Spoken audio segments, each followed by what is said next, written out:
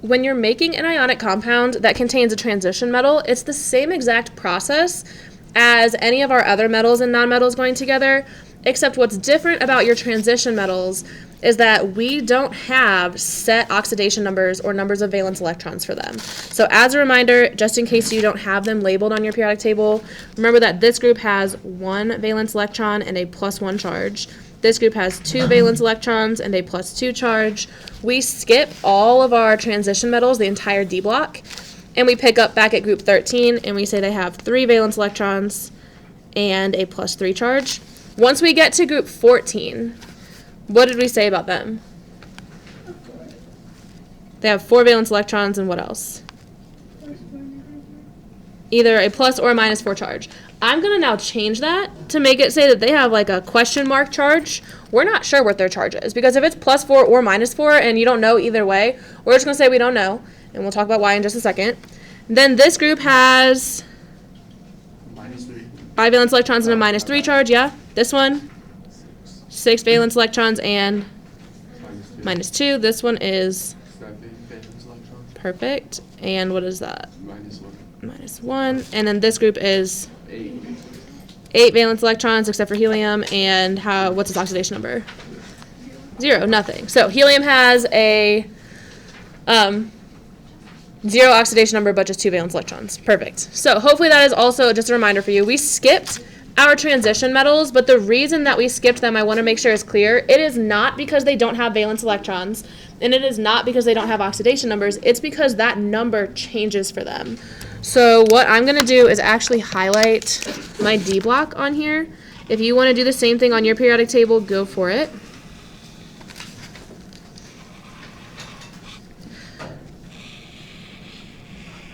So these are our transition metals. And we are actually going to include tin and lead, which is SN and PB. These are both group 14 metals. We're going to treat them like they are transition metals, meaning that they have an unknown number of valence electrons, an unknown oxidation number. So that has to be provided for you. I'm going to give you a second to write this. I'll put this back up on the screen in just a second. But the transition metals and tin and lead, SN and PB, are what we're going to write in there. They have more than one oxidation number.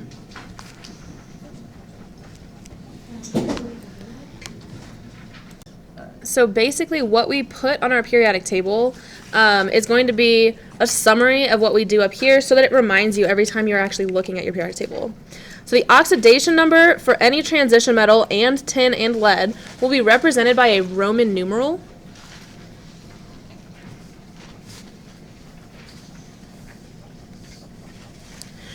And what you need to remember about them is that they are always positive. So I'm going to put that little star right here, always positive.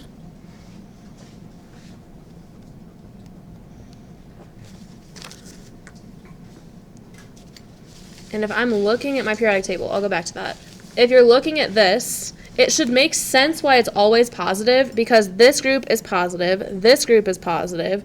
We skipped these, but I think that at some point we did write that they were always positive, and then these are positive. So we know that everything from group 13 over to the left is going to be positive.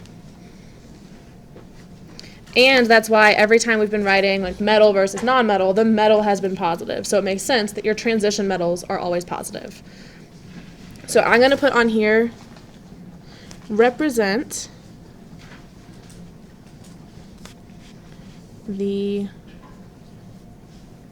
I don't know how to write this, oxidation number.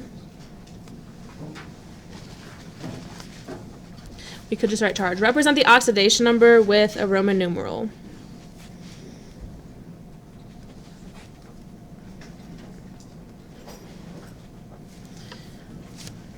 You can abbreviate whatever you want to on here. I just didn't want to confuse you. So for any of the ones that are highlighted, you're representing your oxidation with a Roman numeral, keeping in mind that it's always positive. And for the most part, at least within this class, your Roman numerals are only going to go up to 4. So you only need to know Roman numerals 1 through 4. Fortunately, that's pretty easy. If you don't know them off the top of your head, I'm going to write them for you. Roman numeral 1 is just a 1. They usually have a cap on them, but when I type it in your notes, it ends up looking like that. So just be able to count them. It goes 1, then 2 is just 2 lines, 3 is 3 lines. Does anyone know what 4 is? 17 lines. 17, yeah, makes sense. 4, of course, can't be 4 lines because that's too easy. It's going to be IV because V is 5, and then the line is 1 less than that. So IV is 4, but then VI is 6. We don't usually go to 6 or 7 or 8 or 5, anything like that. But if you look up any of these online or you see like a more advanced chemistry textbook, those exist. It's just not really what we do in our class, which makes sense because if you think about it, none of the oxidation numbers that we've previously learned about go any higher than 4. So that's pretty much kind of where we try to stay. But if you see one that has an oxidation number of like or a Roman numeral of 6, like it can happen. It just isn't within our realm.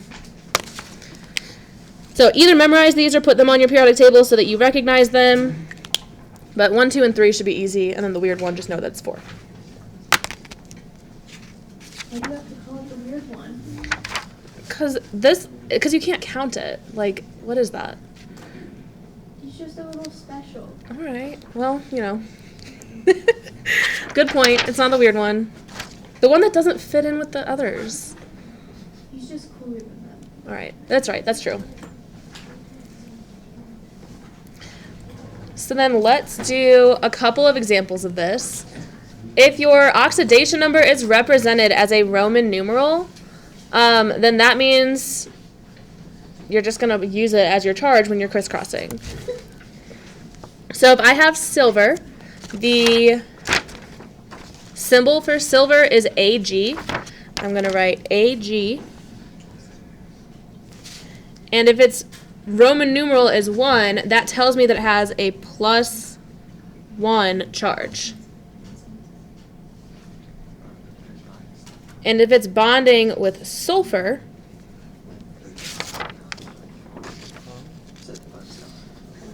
sulfur is S that has what charge? -2.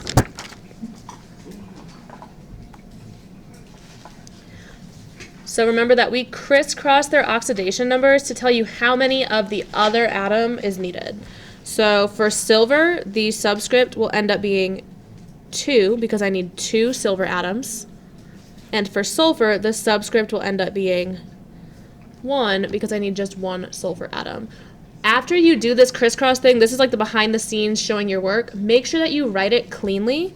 So I would write Ag2S. And so notice that 1 does not become silver's subscript. It becomes silver's partner's implied subscript since we don't write the 1. And that would be my answer. In the next example, we have iron 2 and oxygen. Iron is Fe. It's one of my transition metals. We don't have an oxidation number for it on our periodic table. That's because our oxidation number is given as a Roman numeral. So Fe with what charge? +2. Also notice I was nice and I put the cation first in all of these examples. If for some reason you ever see an example and it has the anion listed first, you need to remember to switch it around so that your cation, your positively charged ion, comes first in the formula. And then oxygen is O with what charge? -2. So that 2 would come down and become the subscript. This 2 would come down and become the subscript. And my formula would look like Fe2O2. But if you were here last week when we learned this, we also talked about how the last step is to make sure that you're in the lowest possible ratio. And if you have a 2-to-2 ratio, that can be reduced by 2. And then your new formula would just become FeO. So you need to be careful with your transition metals. If you were going the other direction, if I'm looking at the formula FeO, and trying to determine what the oxidation number is of iron, I need to keep in mind that if there's no subscript showing, it could be that it was reduced. So always consider that option. And then our last example is cobalt 3 and chlorine. So cobalt, this is one of the most commonly messed up formulas that I see from students because I'm really picky. It is capital C and lowercase o. If you do capital C, capital O, that is carbon and oxygen. Make sure that I can clearly tell the difference between the sizes of these letters.